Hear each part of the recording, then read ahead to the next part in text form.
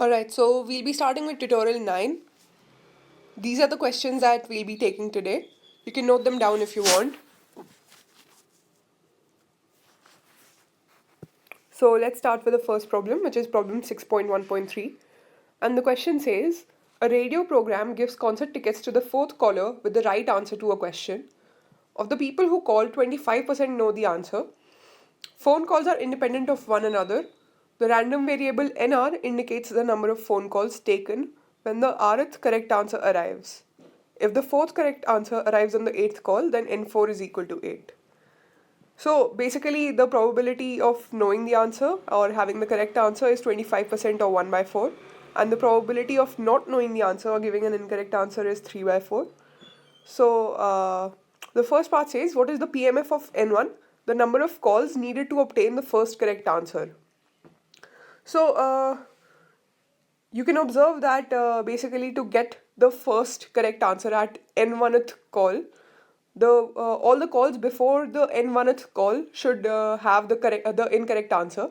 So basically we should have N1 minus 1 incorrect answers, and N1th call will give us the correct answer. So as you can guess, the probability of this will be 3 by 4 raised to the power n minus 1 into 1 by 4. Alright, and as you can see, this is basically a geometric random variable. So the next part says, what is E of n1? The expected number of phone calls needed to obtain the first correct answer. So we've already found the PMF of n1, and now we need to find the expectation.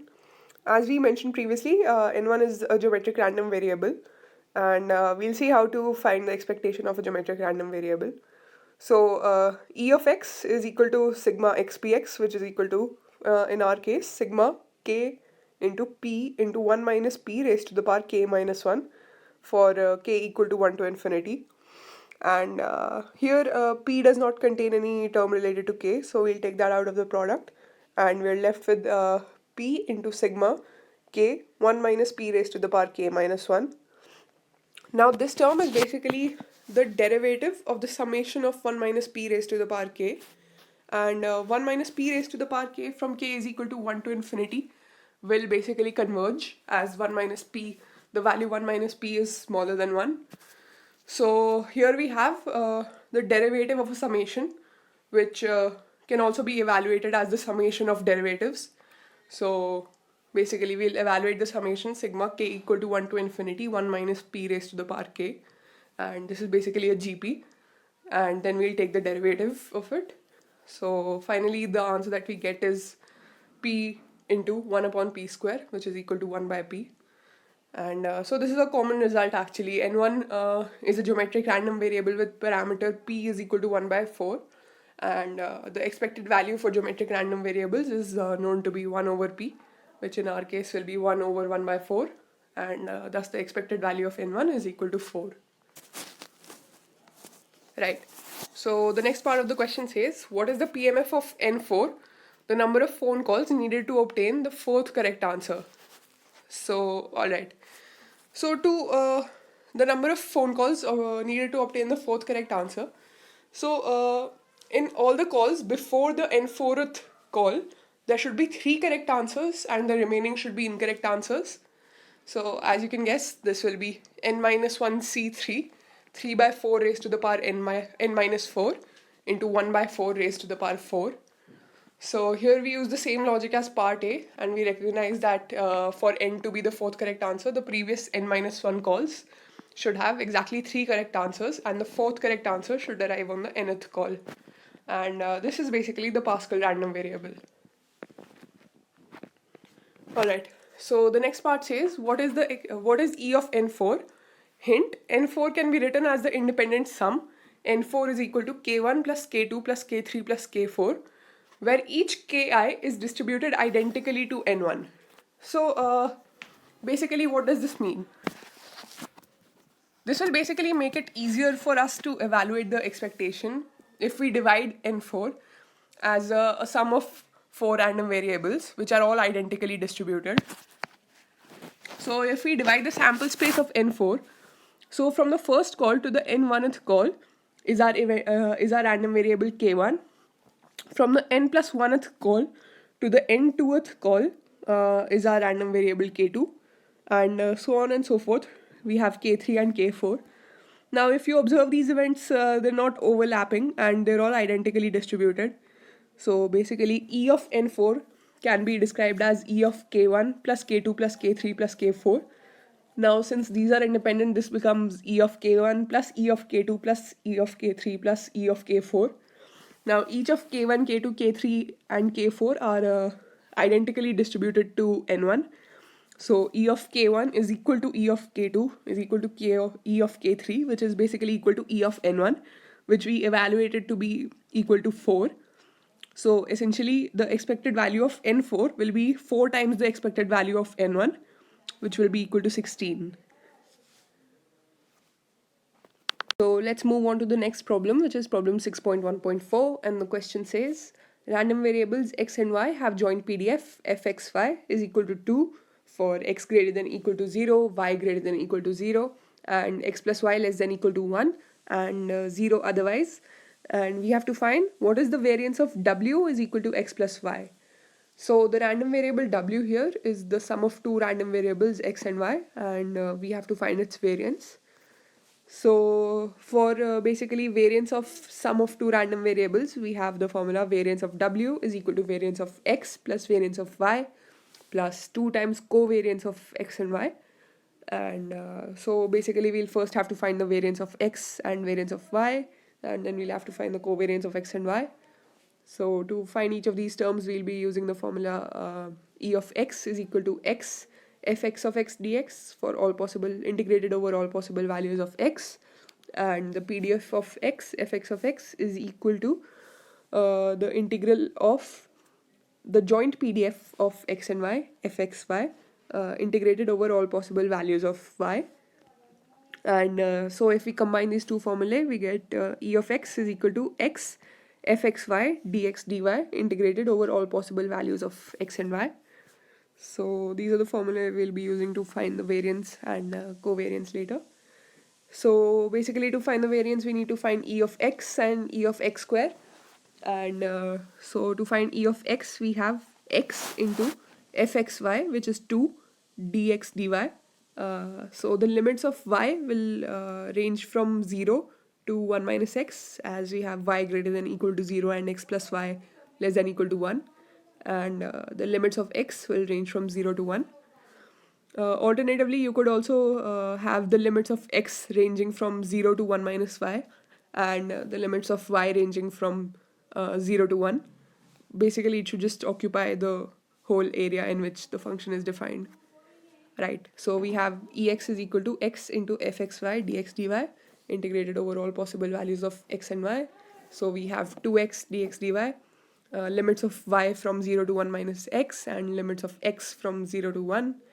And so basically there is no term related to y except dy, so all we have for y is the integral dy, which will be equal to y limits 0 to 1 minus x, which will basically give us 1 minus x. So we have 2x into 1 minus x dx integrated over 0 to 1, and on simplifying we get the value equal to 1 by 3. And similarly for E of x square, we'll have x square into fxy dx dy over all possible values of x and y. So we have 2x square dx dy, limits of y from 0 to 1 minus x, and limits of x from 0 to 1. Similar to the last part, this will be equal to 2x square into 1 minus x dx, limits 0 to 1, and this will simplify to give us the value 1 by 6. So so now we have the variance of x, which is equal to E of x square minus E of x's whole square, which will be equal to 1 by 6 minus 1 by 3's whole square, which is equal to 1 by 6 minus 1 by 9, which is equal to 1 by 18. And the values of expectation and variance will be the same for both x and y. So to find E of y, again we'll have 2y dx dy integrated over all possible values of x and y. So this will give us the same values. So we have E of x is equal to E of y is equal to 1 by 3, and variance of x is equal to variance of y is equal to 1 over 18. Right, so next we need to evaluate the covariance of x and y, which is basically equal to e of xy minus e of x into e of y, and we've already evaluated the values for e of x and e of y, and we need to find e of xy. We already have the joint PDF of x and y, so this will simply be xy into fxy dx dy over all possible values of x and y. So this becomes xy into fxy, which is equal to 2 dx dy integrated over limits of y being 0 to 1 minus x and limits of x being 0 to 1. So this simplifies to give us the value 1 by 12. So we have covariance of xy equal to 1 by 12 minus 1 by 3 whole square, which is equal to minus 1 by 36. And we have the variance of w, which is equal to variance of x plus variance of y plus 2 times covariance of x and y. So there appears to be a typo here. It should be plus 2. And the covariance has a negative value. So that becomes 1 by 18 plus 1 by 18 minus 2 over 36, which basically gives us the value 1 over 18. Right, so let's move on to the next problem, which is problem 6.2.3. And the question says, random variables x and y are independent exponential random variables with expected values e of x equal to 1 over lambda and e of y equal to 1 over mu. If mu is not equal to lambda, what is the PDF of w equal to x plus y? If mu is equal to lambda, what is fw of w? So for both the parts, we have to find the PDF fw of w, and w is basically a random variable, which is the sum of two random variables x and y, quite similar to the next question, to the previous question. Right. So to find the PDF of w, we'll be revisiting theorem 6.5, which says when x and y are independent random variables, the PDF of w equal to x plus y is fw is equal to fx of w minus y into fy of y dy integrated over minus infinity to infinity, which is also equal to fx of x into fy of w minus x dx integral minus infinity to infinity. So as you can see, w minus y is simply just x and w minus x is simply y. So fw of w is basically fx of x into fy of y dy. And this is basically the convolution of fx and fy. Right, so just to recap, an exponential random variable with the parameter lambda is has the PDF fx of x equal to lambda times e raised to the power minus lambda x for x greater than equal to 0 and 0 otherwise, and has the expected value 1 over lambda. So for the first part where we have mu is not equal to lambda, we have fw of w is equal to fx of x into fy of w minus x dx integrated over minus infinity to infinity. And right, so basically we'll now replace the expressions and put in the appropriate limits.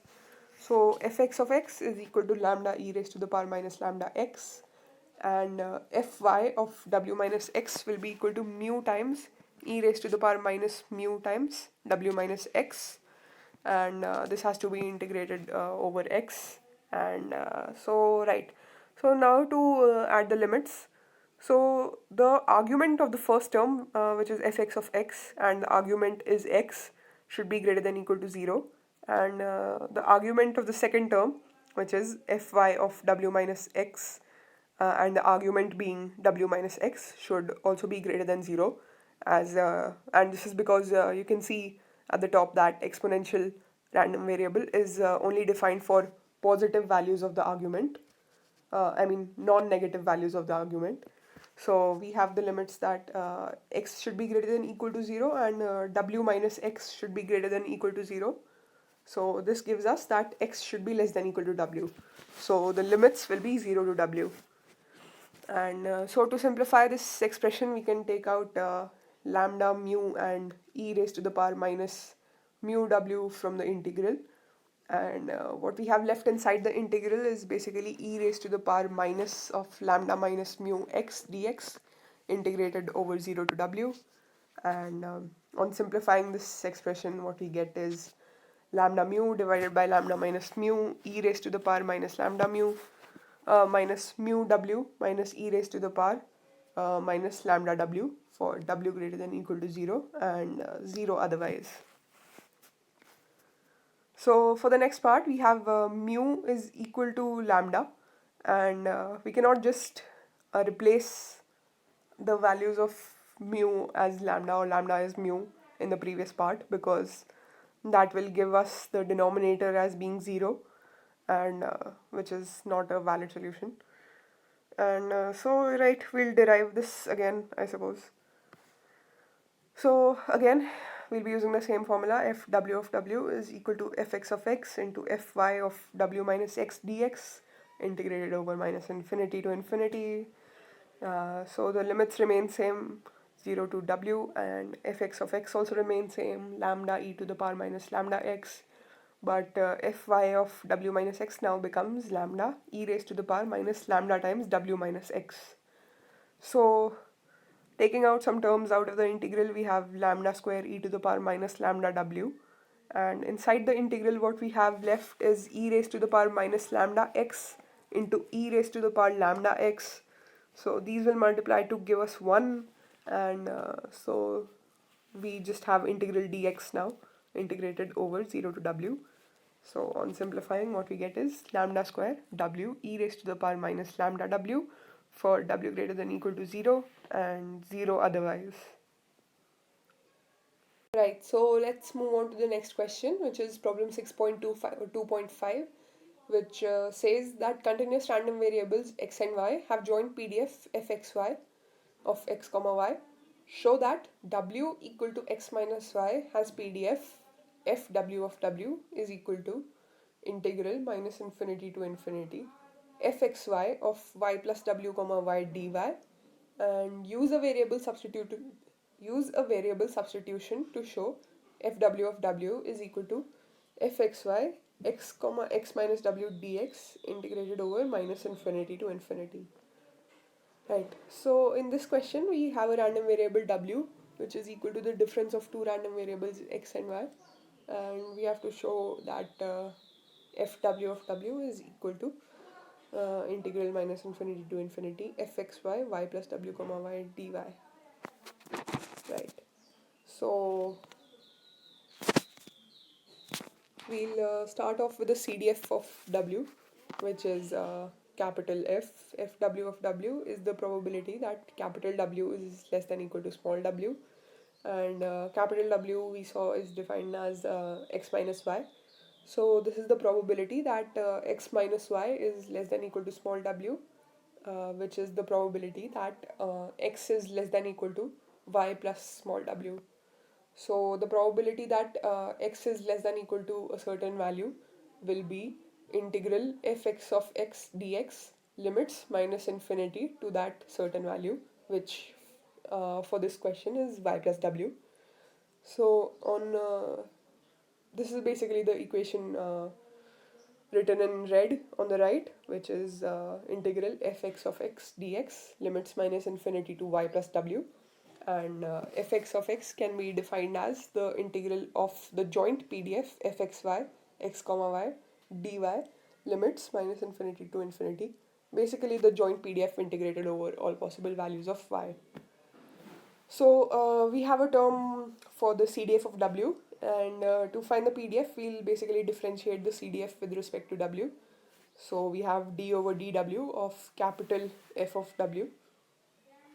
So basically this is the derivative of an integral, and these are commutative operations, so we'll just take the derivative inside the integral, and we have basically limits minus infinity to infinity d over dw of integral of fxy dx limits minus infinity to y plus w into dy.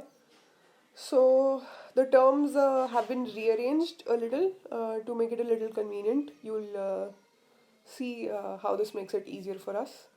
So we can now write d over dw as dx over dw into d over dx, and so now what we have is limits minus infinity to infinity dx over dw which will be equal to 1 as w is defined as x minus y, and which means that x is basically equal to w plus y.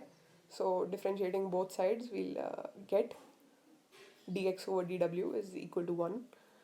And so now, right, the term that we have is limits minus infinity to infinity, 1 into d over dx of fxy dx limits minus infinity to y plus w, and this into dy.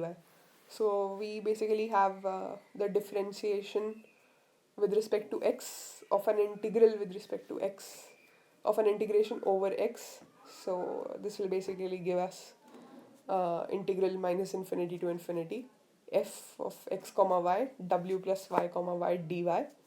And now simply replacing y as x minus w, we have the second term, which is basically equal to f w of w is equal to fxy of x comma x minus w dx. So both these terms are essentially just fxy of x comma y dx, and dx is equal to dy, so this is also equal to fxy of x comma y dy, and just the values of x and y have been replaced with their respective relations with w. Right, so let's move forward to the next question, which is problem 6.3.4. And the question says, let x be a Gaussian random variable with the mean 0 and standard deviation sigma.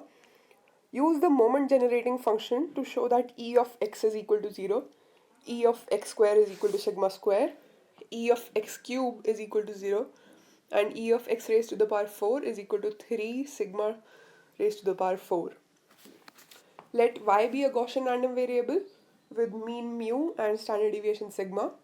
Use the moments of x to show that e of y square is equal to sigma square plus mu square, e of y cube is equal to 3 mu sigma square plus mu cube, and e of y raised to the power 4 is equal to 3 times sigma raised to the power 4 plus 6 mu sigma square plus mu raised to the power 4. So let's first revisit what a moment generating function is. So definition 6.1 defines moment generating function as follows. So for a random variable x, the moment generating function mgf of x is defined as phi x of s, which is equal to the expected value of e raised to the power sx.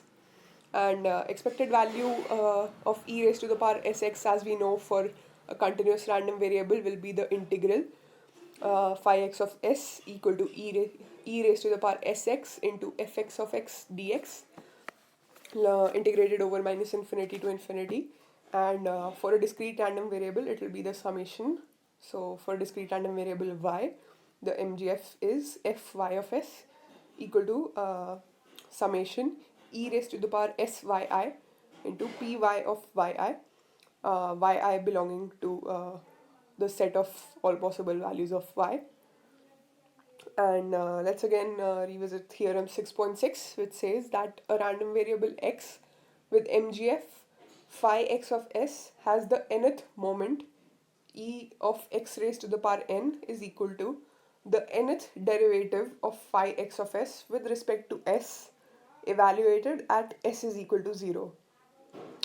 So basically what this says is it defines a function mgf phi x of s, which is the expected value of e raised to the power sx, and the nth derivative of this function with respect to s gives us the nth moment of the random variable x. So once again, going back to the question, we have a Gaussian random variable x with mean 0 and standard deviation sigma, and we have to find the mgf of x to basically show the different values of different moments of x. And y is a Gaussian random variable with mean mu and standard deviation sigma, and we have to use the moments of x to evaluate the moments of y. So for this, we'll basically have to find a relationship between x and y. Right, so I hope everybody is okay with MGF, and let's basically start with the MGF for a Gaussian random variable. So let's just start with a general Gaussian random variable with mean, mu, and standard deviation sigma. So the MGF for a Gaussian random variable with mean mu and standard deviation sigma will be phi x of s is equal to e raised to the power s mu plus s square sigma square divided by 2. So for our question, we have the random variable x which has mean 0. So for that random variable, we'll have phi x of s equal to e raised to the power s square sigma square by 2. So using this moment generation function, we can find the nth moment of x, and this can be done by basically taking the nth derivative of phi x of s and evaluating the value at s is equal to 0. So once again, phi x of s is equal to e raised to the power sigma square s square divided by 2. So taking the first derivative, we'll get basically sigma square s, which will be which is the differentiation of sigma square s square by 2. So we have sigma square s into e raised to the power sigma square s square by 2, and evaluating the value of this at s is equal to 0, we get e of x is equal to 0.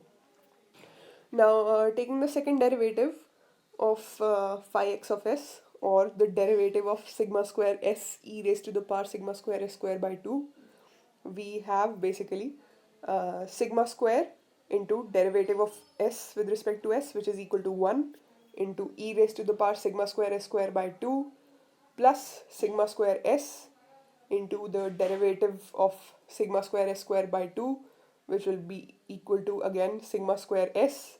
So the term, the coefficient essentially becomes sigma raised to the power 4 into s square multiplied by e raised to the power sigma square s square by 2, which again evaluated at s is equal to 0 gives us the value sigma square. Once again, taking the derivative of this term, we'll basically, on simplifying, we'll get e of x cube will be the value of 3 times sigma raised to the power 4s plus sigma raised to the power 6s cube, the whole of this multiplied by e raised to the power sigma square s square by 2 evaluated at s is equal to 0. And again, we can just follow the same procedure for e of x raised to the power 4. So we verified that the moments of x can be derived using the moment generating function, and we've shown that the values are same as those given in the question. Right, so we have 0 sigma square 0 and 3 times sigma raised to the power 4. So for the second part, we have a Gaussian random variable y with mean mu and standard deviation sigma, and we have to use the moments of x that we've already derived to basically verify the values of e of y square, e of y cube, and e of y raised to the power 4. So basically, if x is a Gaussian random variable with mean 0 and standard deviation sigma, and y is a Gaussian random variable with mean mu and standard deviation sigma, then y is basically just a shifted version of x, shifted by mu. So the peak of the curve for x lies at 0, and the peak of the curve for y lies at y is equal to mu. So essentially the same curve, just shifted by mu. So what we have is basically y is equal to x plus mu. And this is the term that, basically this is the relationship that we'll be using to find the moments of y using the moments of x. So to find e of y square, that is basically equal to e of x plus mu ka whole square, which is equal to e of x square plus e of mu square plus e of 2 mu x, and mu square is just a constant, so what we'll get is basically sigma square plus mu square. Yeah, so once again we'll go through this. E of y square is equal to e of x plus mu whole square, which is equal to e of x square plus 2 mu x plus mu square, and which is basically equal to e of x square plus 2 mu times e of x plus mu square. And basically e of x, as we evaluated in the previous part, was equal to 0, and using the formula for variance of x, which is variance of x is equal to sigma square is equal to e of x square minus e of x whole square, and e of x again is 0, so e of x square is equal to sigma square for this part. So the answer that we get is sigma square plus mu square. And similarly, we can also evaluate for basically y cube and y raised to the power 4. And e of y cube is equal to e of x plus mu whole cube, which is equal to e of x cube plus 3 mu x square plus 3 mu square x plus mu cube. So yeah, basically simplifying this, we'll get 3 mu sigma square plus mu cube. And similarly, we can also evaluate for y raised to the power 4. And we can basically verify the values as given in the question. So let's move forward to the next question, which is problem 6.4.7. And the question says, let k1, k2 denote independent samples of a random variable k. Use the MGF of m is equal to k1 plus k2 till kn to prove that e of m is equal to n times e of k. And B part says e of m square is equal to n into n minus 1 e of k whole square plus n times e of k square. So what we're given is basically a random variable m, which can be written as a sum of independent samples of a random variable k, such that m is equal to k1 plus k2 till kn.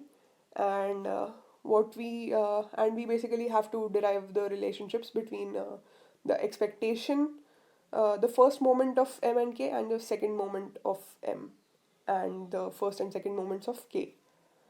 So, okay, let's start off with the MGF for m. We're given that m is equal to k1 plus k2 till kn. And so let's try to find the MGF, which is phi m of s, which is equal to the expected value of e raised to the power sm. Now replacing the value of m, this is equal to e raised to the expected value of e raised to the power s times k1 plus k2 till kn.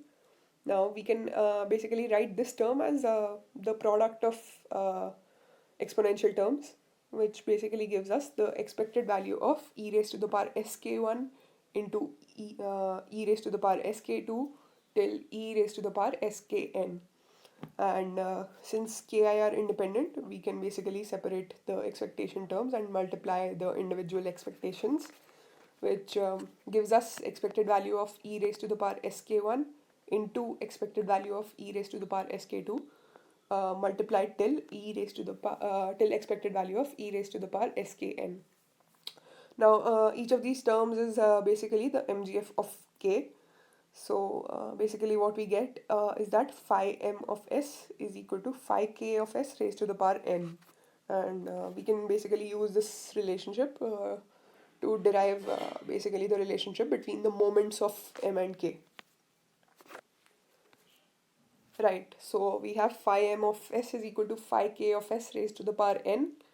So we'll differentiate both these sides with respect to s, and what we get is d over ds of phi m of s is equal to d over ds of phi k of s raised to the power n, which is equal to n times phi k of s raised to the power n minus 1 into d over ds of phi k of s. And if we evaluate this expression at s is equal to 0, what we find is basically the expectation of m. So basically e of m is equal to d over ds of phi m of s evaluated at s is equal to 0, which is equal to the evaluation of the term on the right side at s is equal to 0. So n into phi k of s raised to the power n minus 1 into d over ds of phi k of s at s is equal to 0. So the first term is n, which will remain n. The second term is phi k of s raised to the power n minus 1. So evaluating this at s is equal to 0. So phi k of s is basically equal to the expected value of e raised to the power sk, right? And at s is equal to 0, this will become expected value of e raised to the power 0, which is equal to expected value of 1, which is equal to 1. So the second term here becomes 1, and the third term, which is basically d over ds of phi k of s, evaluated at s is equal to 0, will give us the expected value of k, or the first moment of k. So what this expression essentially becomes is n into 1 into e of k, which is equal to n times e of k. Right, so for the second part, we have to find the second derivative of phi m of s, and basically differentiating RHS that we evaluated in 1. So we'll basically get two terms, the first by differentiating the second term and the second term by differentiating the third term. So what we have is basically n into n minus 1 into phi k of s raised to the power n minus 2 into d over ds of phi k of s ka whole square plus n times phi k of s raised to the power n minus 1 into double derivative of phi k of s with respect to s. And once again, we'll evaluate this at s is equal to 0 to find e of m square. So the first term will be n into n minus 1 into again 1 raised to the power n minus 2, which is 1, into d over ds of phi k of s ka whole square evaluated at s is equal to 0 will basically give us e of k whole square. So this term essentially becomes n into n minus 1 into e of k whole square plus n into phi k of s raised to the power n minus 1 evaluated at s is equal to 0 will again be equal to 1 into double derivative of phi k of s with respect to s evaluated at s is equal to 0 will be the second moment of k, which is equal to e of k square. So the second term essentially becomes n into 1 into e of k square. So essentially the total expression becomes e of m square is equal to n into n minus 1 into e of k whole square plus n times e of k square.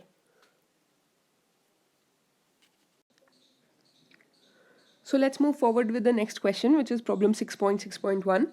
And the question says, the waiting time W for accessing one record from a computer database is a random variable uniformly distributed between 0 and 10 milliseconds. The read time R for moving the information from disk to main memory is 3 milliseconds. The random variable x milliseconds is the total access time, waiting time plus reading time, to get one block of information from the disk. Before performing a certain task, the computer must access 12 different blocks of information from the disk. Access times for different blocks are independent of one another. The total access time for all information is a random variable a milliseconds. So before proceeding with what each of the parts says, let's first go through basically what the variables are once again.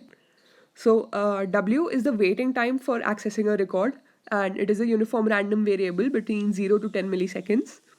R is basically the read time, which is a constant, and R is equal to 3 milliseconds. X is the total access time, which is equal to the read time plus the wait time, which is equal to W plus R, which is equal to W plus 3 essentially. And A is the total access time, which basically we are required to access 12 files before doing any other operation. So A is essentially equal to x1 plus x2 and so on till x12. Right, so let's see what each of the parts says. So for the first part, we have to find E of x. For the second part, we have to find variance of x. For the third part, we have to find expected value of A. For the fourth part, we have to find sigma A. For the fifth part, we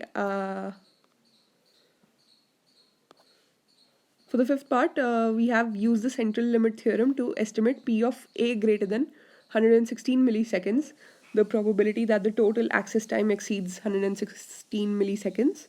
And for the sixth part, we have used the central limit theorem to estimate P of A less than 86 milliseconds, the probability that the total access time is less than 86 milliseconds. Right. So once again, we have the fact that W is a uniform random variable between 0 to 10 milliseconds, and so we can write the PDF. So FW of W is equal to 1 over 10 for W belonging to the interval 0 to 10 and 0 otherwise. And we know that X is equal to W plus 3. So let's first evaluate the expected value and the variance of W. So E of W will be W f W of W integrated over minus infinity to infinity. And this on simplification basically gives us the expected value of W to be 5. And the variance and basically E of W square is equal to W square times FW of W, which on simplification gives us the value 100 over 3. And the variance of W is E of W square minus E of W whole square, which gives the value 25 over 3. So for the first part, we have to find the expected value of x, and over here we found out that x is basically equal to w plus r, which is w plus 3. So expected value of x is equal to expected value of w plus 3, which is equal to expected value of w plus 3, which is equal to 5 plus 3 equal to 8. And similarly for the variance of x is equal to variance of w plus 3, which is equal to variance of w plus variance of 3. Now 3 is a constant, so the variance of will be 0. So variance of w is equal to 25 over 3. So the expected value of a is basically 12 times the expected value of x, or basically equivalent to e of x1 plus e of x2 plus so on till e of x12, which is all equal to 12 times e of x, which is equal to 96. And again, to find the standard deviation of a, which is equal to root of variance of a, which will be and variance of a will be equal to 12 times the variance of x, which is equal to 12 into 25 by 3, and so sigma a will be equal to root over 12 into 25 by 3, and that gives us 10. So for E and F we had to use the central limit theorem. So the probability that a is greater than 116 will be equal to 1 minus psi of 116 minus mu a, which is equal to 96, divided by sigma a, which we evaluated to be equal to 10, which is equal to 1 minus psi of 2, which is equal to 0.022. And for the sixth part, we have a probability that a is less than 86, which is again equal to psi of 86 minus mu a, which is equal to 96, divided by sigma a, which is equal to 10. And so we get psi of minus 1, which is equal to 1 minus phi of 1, which has the value 0.1587. Right, so let's start with the next question, which is problem 6.7.1. And it says, let k1, k2 be an IID sequence of Poisson random variables, each with expected value e of k equal to 1. Let wn equal to k1 plus k2 till kn. Use the improved central limit theorem approximation to estimate p of wn equal to n. For n is equal to 4, 25, 64, compare the approximation to the exact value of p of wn equal to n. So let's first revisit the central limit theorem approximation. So it says that let wn equal to x1 plus x2 plus till xn be the sum of n IID random variables, each with expectation e of x is equal to mu x and variance of x equal to sigma x square. The central limit theorem approximation to the CDF of wn is capital F of wn of w is nearly equal to psi of w minus n mu x divided by root over n times sigma x square.